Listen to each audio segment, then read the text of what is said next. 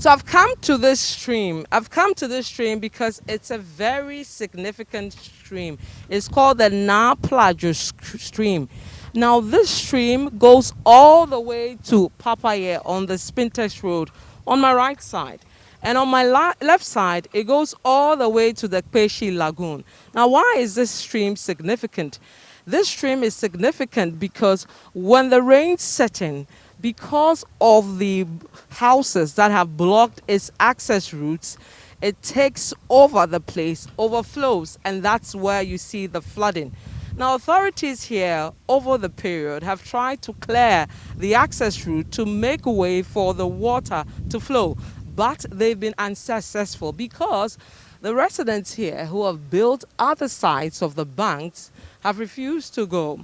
Now, currently, we're told about 6 weeks ago, a contractor was deployed here. His job here was to clear this route in preparation for this year's floods, but he's not been able to do much because of the current challenge, which is construction along the waterway here at Teshie. So look around me, you can see exercise books, bags, shoes, and all sorts, obviously being salvaged from the water.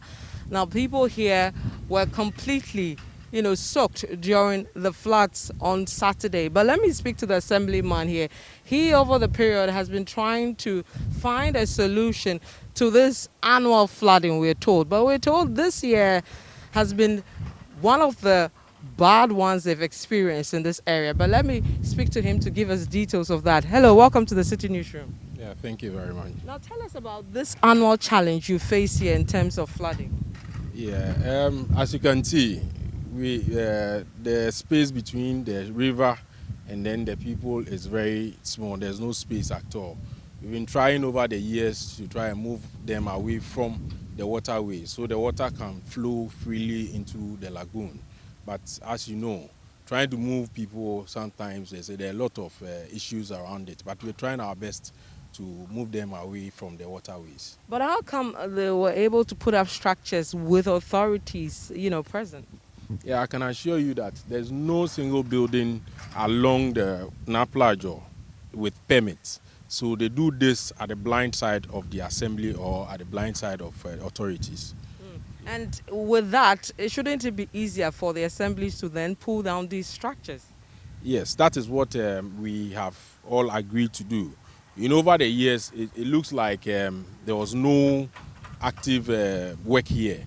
So if you can't demolish and you don't do anything, then it will be like you are tagging people to, take them off or maybe deprive them from their livelihood. But for now, there's a contractor on site. And then as the law stipulates, here there should be a minimum of 40 feet away from the Naplajo River. So we are ensuring that to, make way for the construction and then at least a buffer for the river. Okay. So for this year, we are told that you started making plans to ensure that there won't be the floods. A contractor, like you said, was on site to clear the area. But now that you have the structures and it's a process to clear them, how do you assure the people here who haven't built anything in the waterways but are going to be affected by the floods that the next time it rains, what we saw on Saturday, they wouldn't experience it? Normally, when it rains, we experience this amount of problem in terms of flood. But this year's own, or just as a start, it's a little over what we normally expect or see here because of the construction work. The contractor needed space to work, but because he wasn't getting the space, he was managing the little he was having. So he has to block the river. As you can see, it's been blocked and it's not flowing. So the little volumes that comes in will definitely go into the community.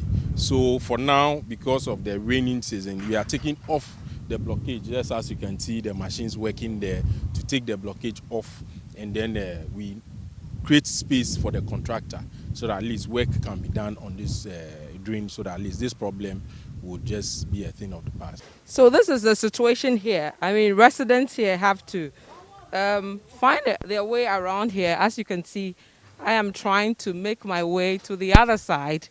This is what the residents here have to contend with following the floods here. So, oops. and I'm stuck. So this is what we're dealing with here today. You think the Wellington boots. It's still the Citi Newsroom. We are coming to you from Teshie Container Down, where 2 days after the rains that left this whole community flooded, not just here, from this point all the way to Teshie Estates to Spintex Road and beyond, we're trying to find the reasons why we saw that amount of flood. We're fortunate we've not recorded any casualty yet to the best of our knowledge. But if you look right behind me, you can still see spots of water and a lots of mud. Now, on Saturday, when the floods happened, if you look at this house right in your shot, the water took over that house, and residents in that house had to leave their homes.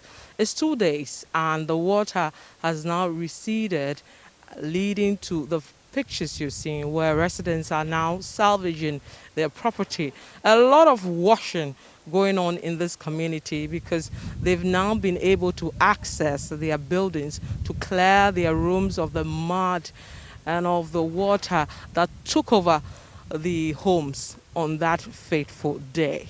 But this community, we're told, is pretty close to a very big river, sort of, which links all the way to the Teshie Lagoon and moves beyond to other parts of the greater Accra region.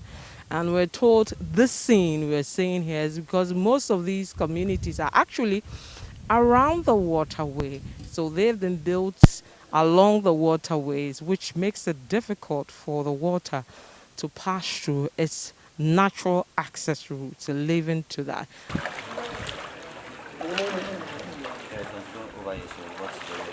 Just about 5 seconds from the famous stream or river that we're told overflow its banks is a church. Now this gentleman here is the pastor of this church. He tells me he's been here for 20 years. He's never seen a thing like this except in 2018 when there was a June flood disaster. This is where we worship. See the disaster, the church, our sound system.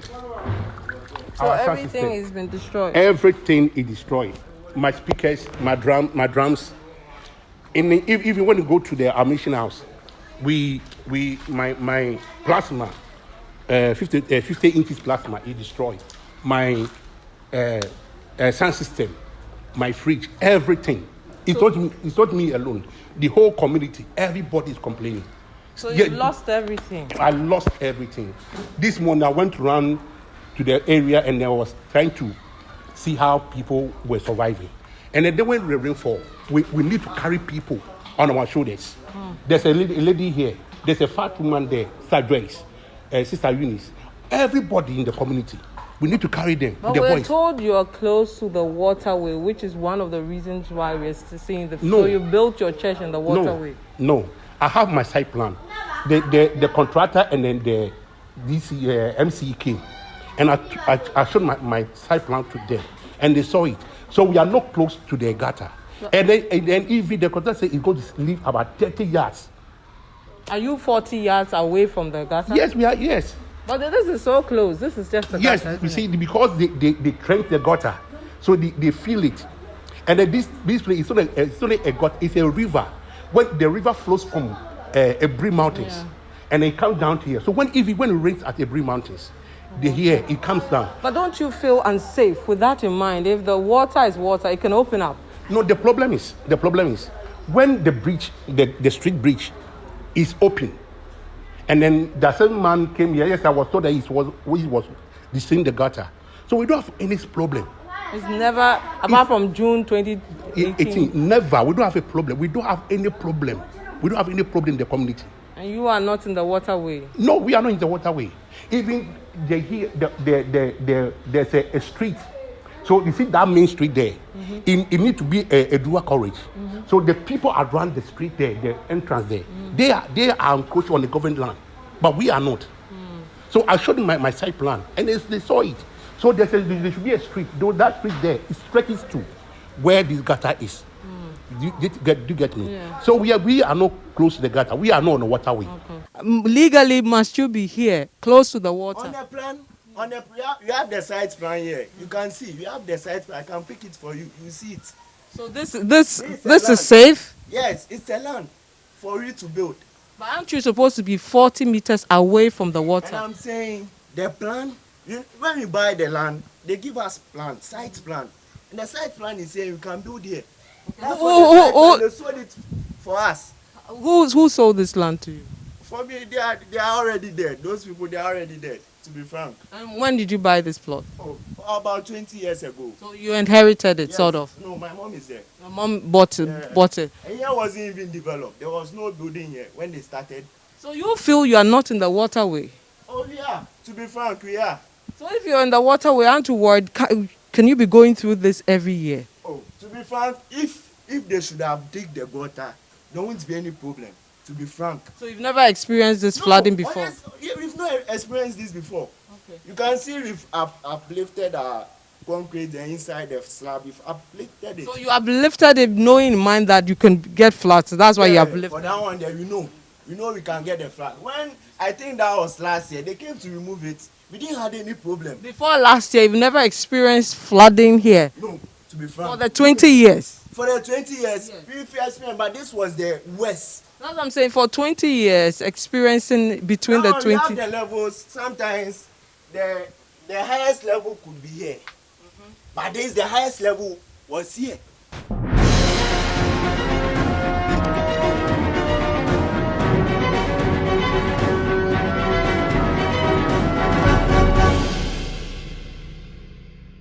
So these are the scenes from Teshie Bush Road container. If you just look right behind me, you can see some mattresses. Obviously, these mattresses were stuck in the water during the floods that day. So residents here now drying these mattresses on cars and all sorts. But if you move into this house, for example, which got totally flooded on that fateful day, you can see their clothes, bags, you can see some hair extensions, all that, being dried out now following the floods. Now, the typical scene we're seeing across the houses here is washing. Everybody here washing their clothes following the floods because the mud, the water and all that went into their room. So the main thing we're seeing today, days after the flooding, is the washing. So just have a look at this place. Loads of clothes brought out and the washing happening. All of them washing, trying to, salvage the rest of the things they have. Madam, welcome to the Citi Newsroom. Thank You you. live here? Yes, please. Where's your room? This one. Okay. Can we go in to see the damage of the water? We've cleaned it up since yesterday. So it looks nice. So the rains happened on Saturday. Yes, please. Where were you when it happened? I was outside. Okay. So tell me, how high was the water? Oh, above. Very, very high. Very, very above. So basically everything in your room Came out. came out. So this is your room. Yes, but I have to pitch in the hole. You have to what?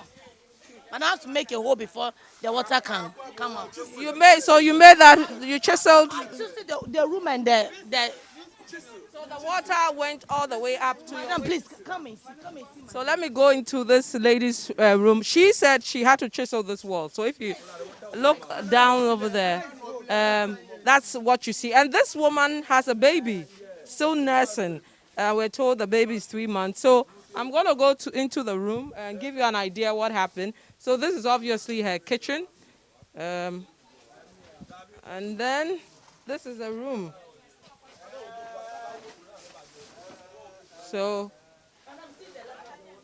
the water went all the way up. Sorry, mom, your mom. Yesterday, my mother gets it. So the water came all the way up there. You can see the marks on the wall. She has a mom here who is not well. She got hurt based on the flooding. The room is all, scattered because of the water. They need to clear the place. But this is the devastation we're seeing. the room a total mess because of the water. They have to clear the whole place. And this, you can see, is the baby's bed here. Obviously, nursing a baby in this very sad, very disturbing pictures we're seeing here. What better no be way? Keshe be na me to ameshika na me kakwa me ngame. Ke slake we say le wa hia. Sister no na me fia hin. Ni bi come na me fa me buwa yakunta ka won gbe ma de sanje wo. Ame buwa yakunta. Sha me na woto mo bulu ko me. Shika me kwan na hin. What say you aka me baye? Yes. Thank you very much. Aye da ka sha me gbe wo. Kuma wa ni bi fe bi animal dem bi yo ne. Bi yo tashe kuma e buti. Bi yo tashe. Nibile de square bena. Nimi vote one president. Nibile na anu tumo. Esani president ame ye me awi nibile certificate afite. Esani bile certificate afite. Minister de balaga. Eh wo, jika wa be no go. Jika wa be no go. Jika wa be no go. Ala wo go be wa. Kuma bile wo ji. Every day shadi. Jepu wa ya kutabi o, jeju wa. Jeju wa. So a very sad scene here at Teshie Rasta area where the residents clearly not happy. Very sad sight to see here. All their properties, goods destroyed, and they blame the construction happening. They say they are very far away from the stream or the river, and so over the years they've not experienced this. It's still the Citi Newsroom. We're still finding our way to the areas. We're told there are two issues here. One, because of the water, the assembly or the authorities here had gotten a contractor to open the drain so the water passes. But that, we're told, is causing the flood. And then secondly, there are issues to do with sanitation. And then some houses in the waterway, which makes it difficult for the water to flow. So I've come to another place where the water is currently sitting there. And this is the waterway. Hello.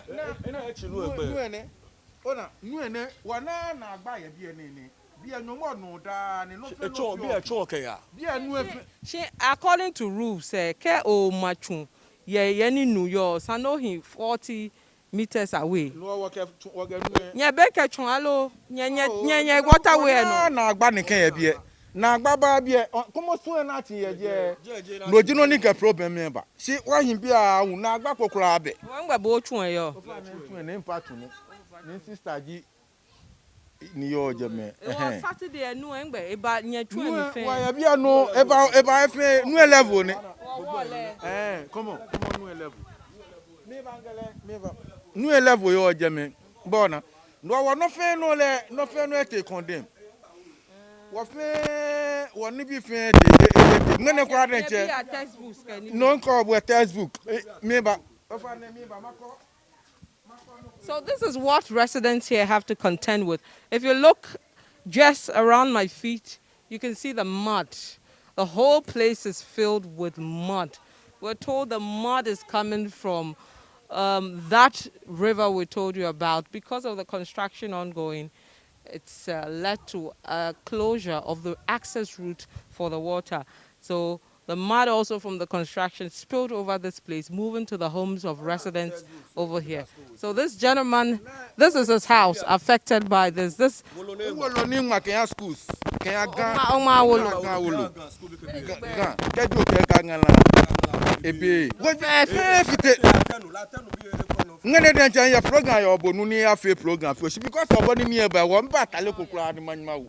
It's still the Citi Newsroom. My name is Vivian Kai Loco. I'm coming to you live from Teshie Rasta.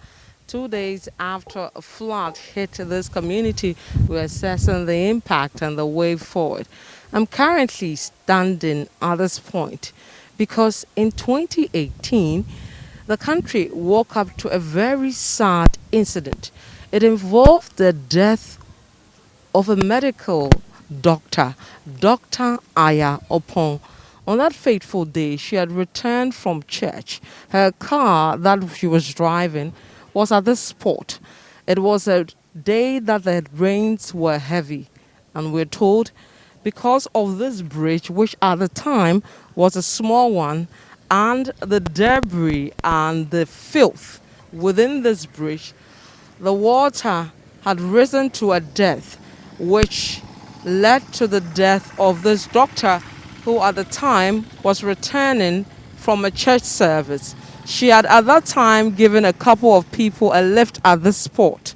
She ended up at another place. Her car was found in another area and a body found at another area. Years on, we're looking at this particular bridge, which was one of the reasons why the doctor died, to see what has been done as the flood set in.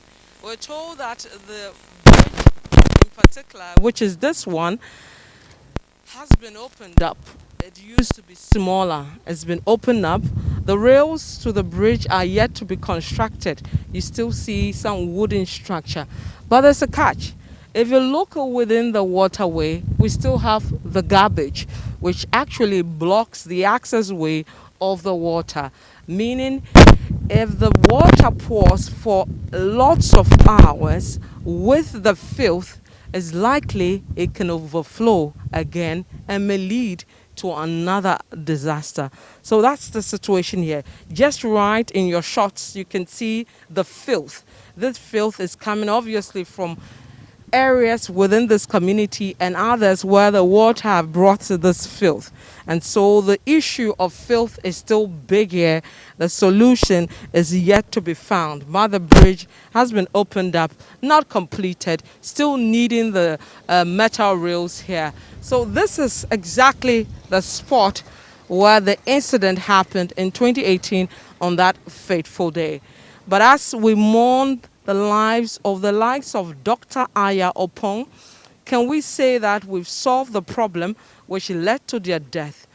A few months ago, government announced that they were ready for this year's floods. But just a test of how ready we are on Saturday, I'm afraid, show that we're not as a country.